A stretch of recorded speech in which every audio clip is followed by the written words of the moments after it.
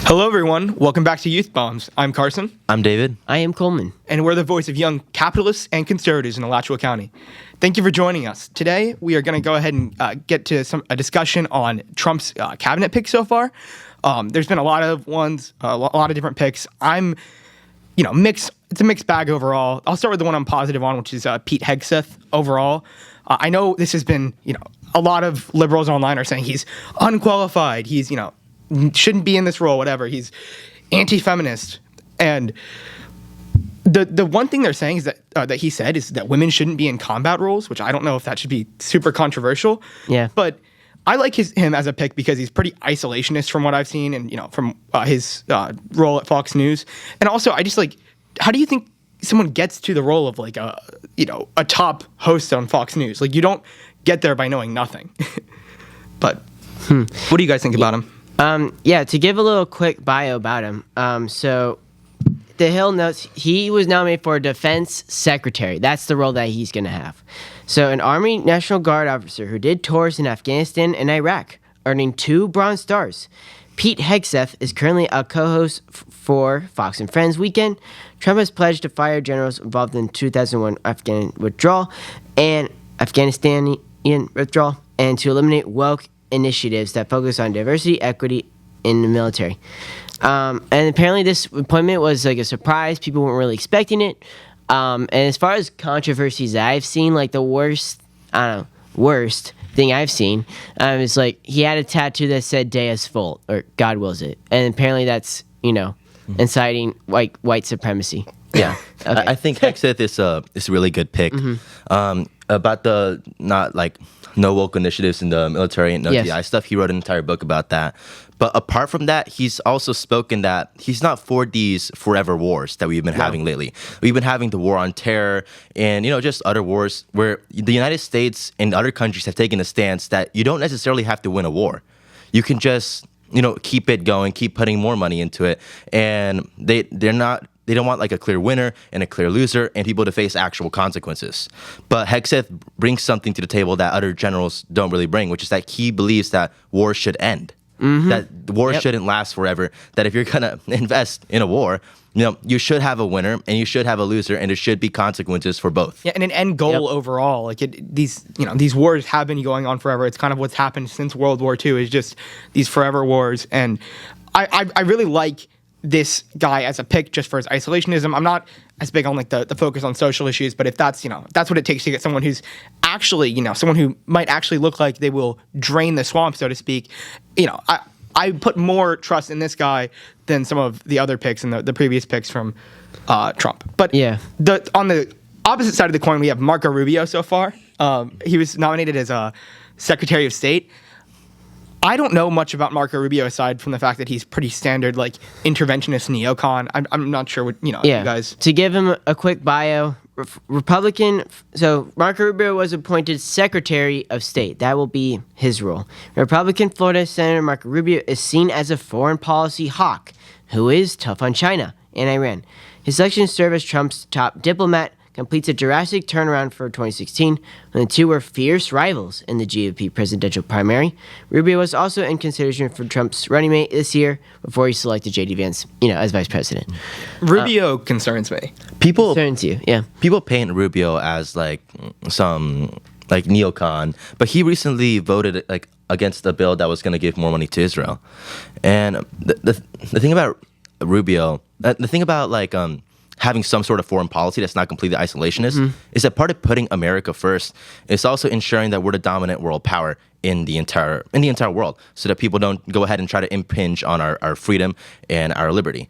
One of our top competitors is China. They're not nearly powerful enough to really be a top competitor now, but they are trying to be. They're actively trying to build a bigger military. Absolutely. And they're actively seeking allies which they can make trade deals with, so that we can't make those trade deals with those allies and we lose out on money. They want to be the top economic power in the entire world. So I would say that it is definitely beneficial to maintain relationships with our allies without funding these forever wars, right? Which I think Hegseth is going to put an end to, spending giving all this money to both, Israel and Palestine and Ukraine, without putting money giving money to them forever and taking care of American citizens by maintaining ally relationships and trade deals. And that's perfectly fair. I'm not sure as much about Rubio's recent history, but I do know in the past he's been kind of standard neocon when it comes to foreign policy. And I'm concerned about Trump actually doing this. Overall, I do think it is true that China is economically aggressive. I just don't think that the ways they're trying to address it with tariffs and that kind of thing, they only harm the American people, and they don't actually harm China. Because at the end of the day, nobody's going to produce textiles like China can produce textiles. I see what you mean, but also when we're talking about tariffs and textile production from China, the reason why it's so cheap is because they have children working as laborers, and they're abusing those children and making them work, extremely long hours and extremely hard jobs, sweatshops. Which is why it's a lot cheaper to go ahead and get stuff from China. But the thing is, sweatshops are better than starvation. And this is what you have to recognize, is that with capitalism, you're always going to see forward movement. You're always going to see people live better lives over time. And so this idea that because they use child labor, let's talk about what China looked like before they had the child labor. Because I'm going to tell you, it wasn't very pretty. Capitalism without regulation leads to exploitation. Taking advantage of someone, and because you don't have regulation, you're just going to completely exploit them, and that's what we see China doing with exploiting children in order to go ahead and profit off of selling the cheapest textiles. David, I implore you to look at the deaths and the death rate under Chairman Mao, and then compare it to today, because I'll tell you, it has gone way down. Things are way better in China today than they were under Chairman Mao, and I'm sure you know that as well. So more capitalism has made things better in China, but that's a whole separate rabbit hole, and we can keep going down that. But overall, I would just say, Rubio and Hegseth, they're kind of opposite picks. Maybe Rubio has done things to change for the better and be less hawkish recently. But yeah, overall, I don't 100% disagree with you, and I would love to see an isolationist Trump cabinet. I would hope that Trump will elect or appoint people who are moderate enough to pass through the Republican Senate with 53 seats. He has a 53-seat majority. I think if he can't get them through, even 51 seats, if we subtract Collins and Murkowski, if he can't get them through, I think he should nominate new people. But any last picks that you want to go over? We have Kristi Noem for Homeland Security. Having served as South Dakota governor since 2019, Kristi Noem is a loyal Trump ally and would help oversee his immigration crackdown in his second term. She was also in consideration for Trump's running mate before early excerpts of her book revealed. Early excerpts from her book revealed she killed her hunting dog 20 years ago. Yeah, so that was a story. I'm not really sure. Obviously, these departments are probably overexerting their power anyway, and they shouldn't exist. But more importantly, I'm not going to make a statement on Kristi Noem and the whole that was in the news for 3 weeks. I'm not sure it matters that much anymore. Right. But the one person I really want to talk about is Robert F. Kennedy Jr. because he's Health and Human Services Secretary for context. Okay. Yeah. He's and Trump did say that he wanted to do this beforehand. And my main concern is, a lot of what RFK is saying he wants to do is he wants to ban things. He wants to ban, I believe, glyphosate as an ingredient in food. Well, it's a herbicide or pesticide.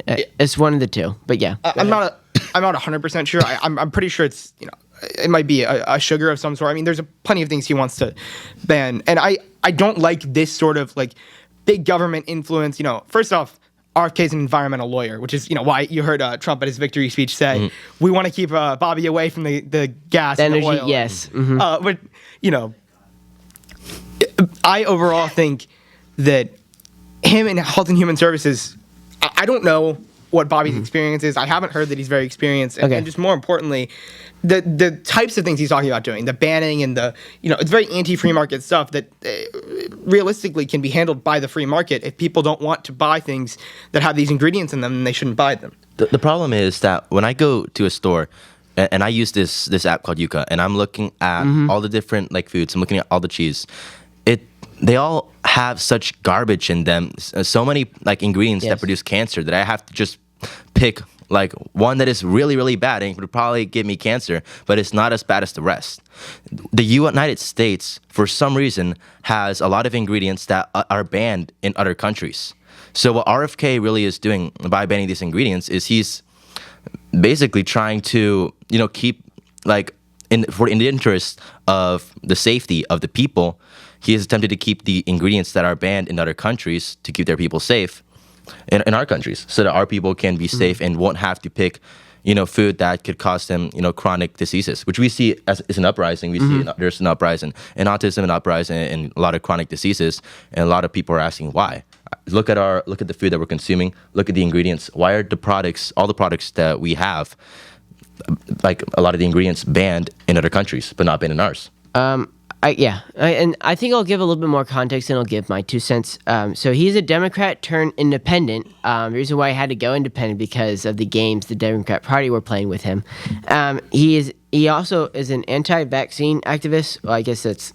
I would frame it as a man who. Well, okay, so the anti-vaccine thing, like that, what they're alluding to here is the Children's Health Defense Fund, which.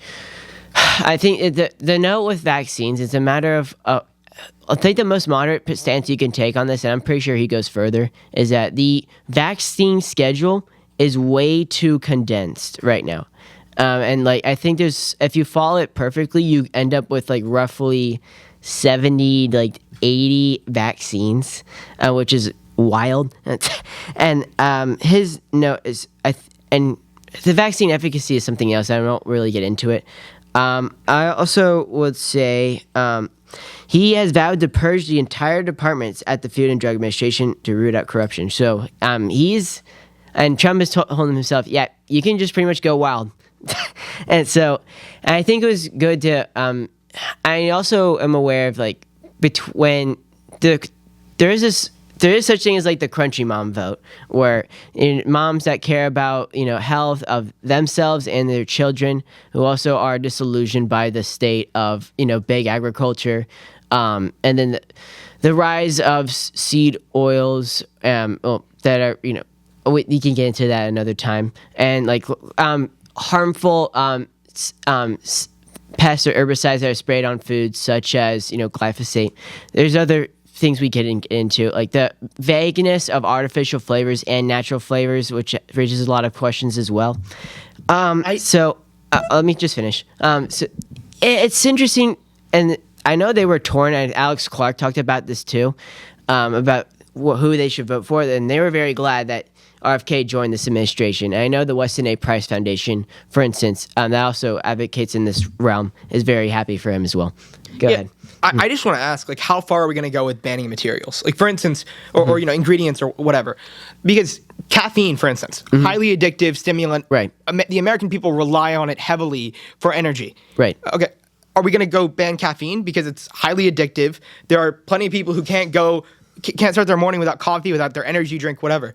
Are we going to ban that? No. At what point is it negative enough to where the government needs to step in, because there's no consistent stance? When it's life-threatening and it's causing an increase in chronic diseases throughout the entire country, it is in the national interest of the country to take care of its own citizens and help protect its life. If this was something that the people cared about, they could just stop shopping from there. And there are healthy alternatives. There are. When I go shopping to Walmart and I'm looking at all the cheese, I just choose the least unhealthiest alternative. There really are no healthy alternatives, and the reason why is because all these companies are taking advantage that there's no regulations on this at all, and so they're just selling us really unhealthy stuff. Because David, if you want an alternative, it is wholly in your power in the free market to go make it. But there are alternatives, I will say. There are definitely alternatives. I mean, Earth Fare was big in from where I'm from, but I'm sure there's plenty of other alternatives, Whole Foods and that kind of thing. And so if you want an alternative, number one, I implore you to go make it. Number two, I implore you to go find it, because it exists. The problem with making it and finding it is that's not something you're going to be able to see, not just the average college student, but also just the average person who might have like low income, might not have that much time because they're working a job and they have a family, like to go ahead and make it for themselves. They should be able to be given viable options, like to buy healthy things. Well, I think that's just something where we're going to have to agree to disagree. Overall, I think the free market will work if you let it, and if people don't want the alternative, it's because they need cheaper food. And overall, we've seen how capitalism has increased the availability of so many different goods, and it has made lives better over time. And I think we should just rely on it and keep trusting it, because why would it fail us now when it hasn't failed us throughout all of human history? With that being said, thanks for joining us. We upload 3 times a week on Monday, Wednesday, and Friday at 1 p.m. You can email us at youthbombs@alachewellrepublicans.com. Thanks so much for watching. Take care.